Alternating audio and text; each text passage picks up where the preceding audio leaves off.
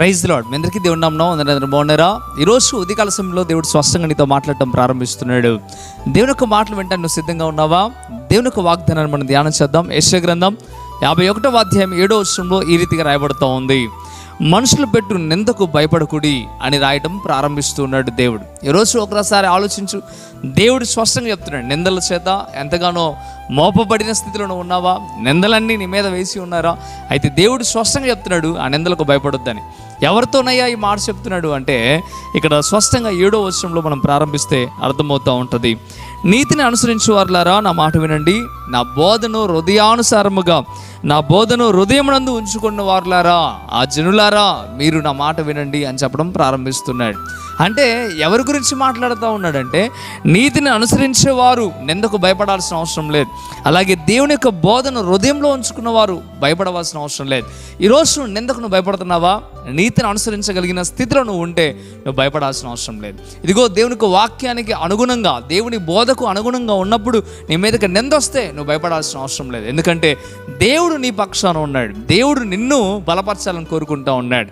అందుకే మత్తయి సువార్తలో మరొకసారి జ్ఞాపకం చేస్తాడు, నా నామం నిమిత్తం జనులు మిమ్మల్ని నిందించి హింసించి మీ మీద చెడ్డ మాటలు పలికినప్పుడల్లా మీరు సంతోషించండి, పరలోక రాజ్యంలో మీ ఫలం అధికమగును అని చెప్పడం మనం చూస్తాం. ప్రేమ దేవుని బిడ్డలారా, ఒకసారి ఆలోచించండి. నిందను చూసి నువ్వు భయపడవద్దు. నువ్వు దేవునికి వాక్యానికి లోబడిన వాడవైతే, ఇదిగో నిందను చూసి నువ్వు కృంగిపోవద్దు. నువ్వు నీతిమంతురాలిగా నువ్వు ఉండినట్లయితే ఒకసారి ఆలోచించు, అర్థం చేసుకో. ఈరోజు స్పష్టంగా దేవుడు నీతో మాట్లాడుతూ ఉన్నాడు. నువ్వు నీతి కలిగి దేవుని బోధలను ఉండగలిగితే నువ్వు భయపడవద్దు. నిందలు వస్తాయి, రావని చెప్పట్లే, నిందలు ఖచ్చితంగా వస్తాయి.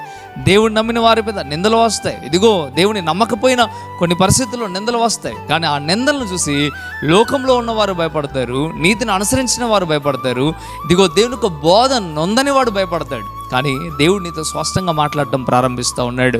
ఇదిగో నిందను చూసి నువ్వు భయపడాల్సిన అవసరం లేదు. నువ్వు కృంగిపోతున్నావు, అందుకే దేవుడు నీతో మాట్లాడుతున్నాడు.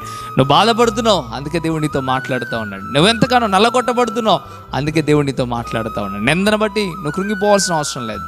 ఇదిగో నువ్వు కన్నీళ్ళు కార్చి బాధపడాల్సిన అవసరం లేదు. నా వాళ్ళే నా మీద నింద వేశారే, ఇదిగో నా వాళ్ళే నేనెంతో నమ్మానే, నా మీద ఇంత నింద వేశారేంటి అని ఒకవేళ కృంగిపోతా ఉన్నావేమో, దేవుడు స్పష్టంగా నీతో మాట్లాడటం ప్రారంభిస్తున్నాడు. ఇక మీద నువ్వు ఎప్పుడు కృంగిపోకూడదని ఇదిగో దేవుడు ఈ వాక్యం ద్వారా దేవుడు ఉదయకాల సమయంలో నీతో మాట్లాడుతూ ఉన్నాడు. నువ్వు నీతిని అనుసరించగలిగిన స్థితిలో నువ్వు ఉన్నప్పుడు, దేవుని యొక్క వాక్యాన్ని, దేవుని యొక్క బోధనను నొంది నీ హృదయంలో దాచుకున్న స్థితిలో నువ్వు ఉంటే నువ్వు భయపడాల్సిన అవసరం లేదు. దేవుడి ఉదయకాల సమయంలో ఈ మాటల ద్వారా నేను బలపరచాలని ఆశ కలిగి ఉన్నాడు.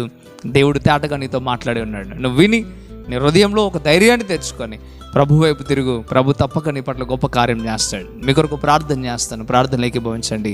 పరిశుద్ధుడా, వందనాలు ప్రభా. ఎంత తేటగా, ఎంత స్పష్టంగా నీ బిడ్డలతో మీరు మాట్లాడారు, అందుని బట్టి వందనాలు. నిజమేనైనా అయ్యా, నిందను చూసి మేము భయపడుతూ ఉన్నామేమో. నిందలు అనేవి వస్తాయి, మీ మీద కూడా నింద వేశారు. అయ్యా మీకు వందనాలనైనా. యేసయ్యా మీకు లెక్కలేని స్తోత్రం ప్రభా. భయపడక అయ్యా మేము నీతిమంతులముగా ఉండినట్లయితే, నీ వాక్యాన్ని అనుసారంగా నీ బోధలో మేము ఉండినట్లయితే భయపడాల్సిన అవసరం లేదని మీరు చెప్తున్నారు. ఆ రీతిగా మేము ఉండేందుకు సహాయం దయచేయండి, బలపరిచి స్థిరపరచండి. అయ్యా ఈ ఉదయకాల సమయంలో నువ్వు ఏ బిడ్డలైతే బలముగా మాట్లాడి వాళ్ళనైనా ధైర్యపరిచారో వాళ్ళందరూ కూడా ఉన్నతమైన స్థితికి మార్చబడడానికి సహాయము దయచేయమని, అయ్యా ఉదయకాలపు ఆశీస్సులు ఆ బిడ్డల మీద ఉంచమని యేసే నామమున అడుగుతున్నాం తండ్రి. ఆమేన్, ఆమేన్. ప్రియమైన బిడ్డలారా, ఈ వాక్యం ద్వారా దేవుడు నీతో మాట్లాడితే తప్పక మీరు కామెంట్ రూపంలో తెలియచేయండి. అదే రీతిగా వీడియోని లైక్ చేయండి. అదే రీతిగా ఈ వీడియోని అనేకులకు షేర్ చేయండి. ఎందుకు షేర్ చేయమంటున్నాడంటే, ఇదిగో సువార్త ప్రకటించిన వారు అవుతారు, అనేకులకు దేవుని వాక్యంలో బలపరిచిన వారు అవుతారు. ప్రభు మిమ్మలను, మీ కుటుంబాలను దేవుడు దీవించి ఆశీర్వదించును గాక. ఆమేన్. God bless you.